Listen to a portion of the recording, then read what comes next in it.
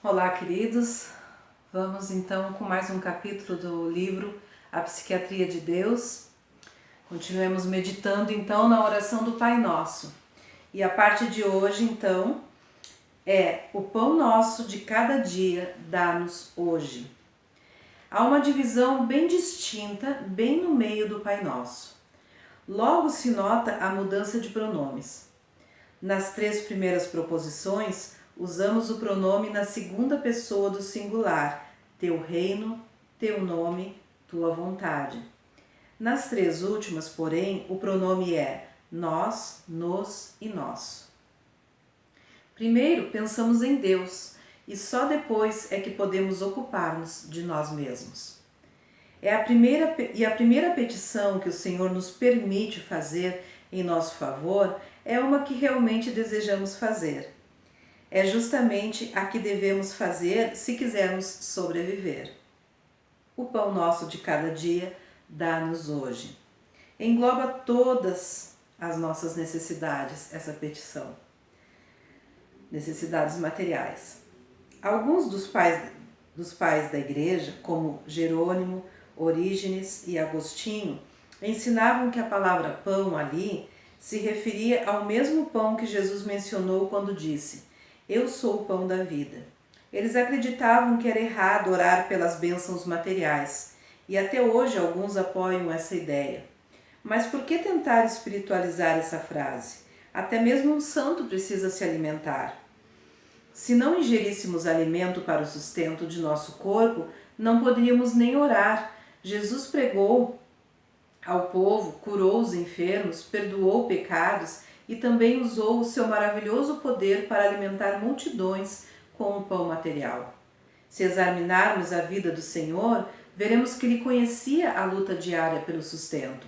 Ele sabia o significado da pequena oferta da viúva pobre, sabia o que poderia representar a perda de uma moeda valiosa, sabia o que era usar roupas remendadas, sabia o que era fazer compras no armazém com um cuidado para não sair fora do orçamento. Mesmo após a sua ressurreição, ele se interessou por alimentos. Nós o vimos acompanhando 2 discípulos até em casa, naquele primeiro domingo de Páscoa. Ele lhes falou de esperanças e depois encontrou tempo para sentar-se à mesa com eles.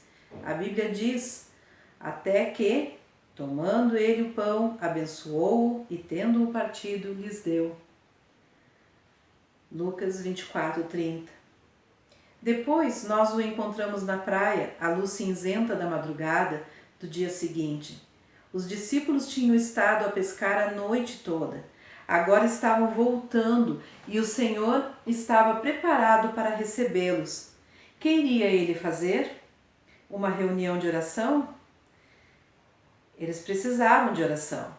Uma poderosa revelação de si mesmo? Eles haviam até perdido um pouco a fé nele. Mas não, ele preparou-lhes uma refeição. O Cristo ressuscitado, triunfante, preparava um desjejum. Apesar de ter os pés feridos, ele andara pela praia pedregosa à procura de gravetos. Embora suas mãos tivessem sido atravessadas pelos cravos, ele se ocupara em limpar peixe. Ele sabia que aqueles pescadores estariam com fome. Ele sabe que nós temos que comprar mantimentos, pagar aluguel ou prestação da casa, adquirir roupas, sabe que haverá despesa com as crianças na escola e todo tipo de contas para pagar. E não somente isso, ele conhece os desejos e necessidades pessoais que temos além das coisas essenciais. Nós não somos como irracionais. Por isso desejamos gozar das coisas agradáveis da vida. Ele sabia melhor do que nós que o corpo e a alma são inseparáveis. Assim como o medo e a preocupação podem afetar o corpo e causar enfermidade, assim também as condições físicas da pessoa podem alterar sua maneira de encarar a vida, sua fé religiosa e sua conduta moral. O Deus que criou o nosso corpo está interessado em nossas necessidades físicas e espera que nós lhe falemos a respeito delas. Todos os dias o sol se levanta no horizonte e aquece a terra. Se ele deixasse de brilhar por um minuto que fosse, toda a vida sobre a terra se extinguiria. As chuvas servem para irrigar a terra.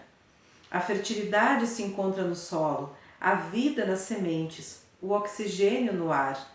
A providência de Deus está ao nosso redor o tempo todo, em abundância incrível, mas nós encaramos todas essas coisas como sendo corriqueiras. O Dr. John, não sei o sobrenome, tá?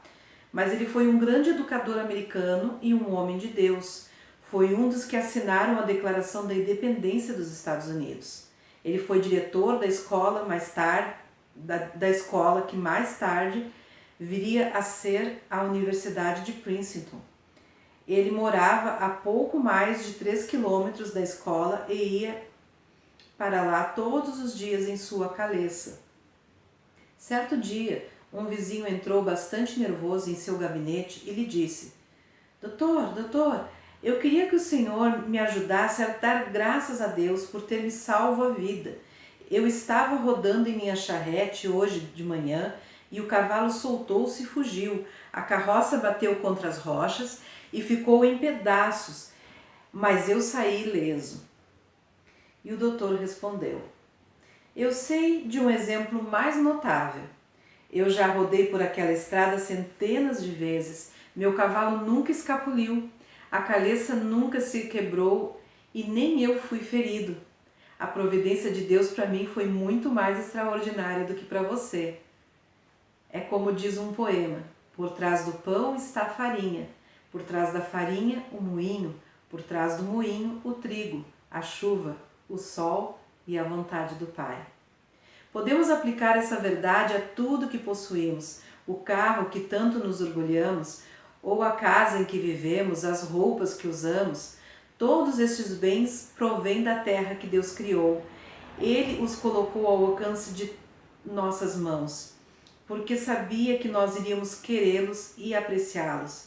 Muito antes de nós nascermos, Deus já havia respondido esta nossa petição de bênçãos materiais. O pão nosso de cada dia dá-nos hoje é uma oração que realmente já foi atendida. Ela é uma declaração do que ele já fez. Gosto muito daquela história de Jesus no deserto. Mateus conta que havia 5.000 pessoas ali. Eles estavam famintos e o Senhor desejava vê-los alimentados. Os discípulos fizeram um levantamento da situação e tudo que puderam encontrar foi o lanche de um rapazinho que constava de 5 pães e 2 peixes. Eles criam que aquilo era pouco demais para ser levado em conta. Era tão pouco que não adiantava nem tentar.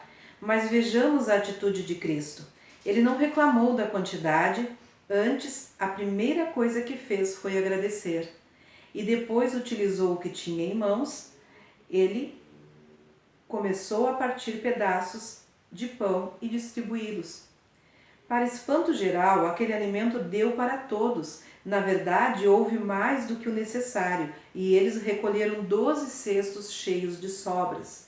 O povo ficou tão maravilhado que quis pegá-lo à força e proclamá-lo rei. Está lá em João 6, de 5 a 15.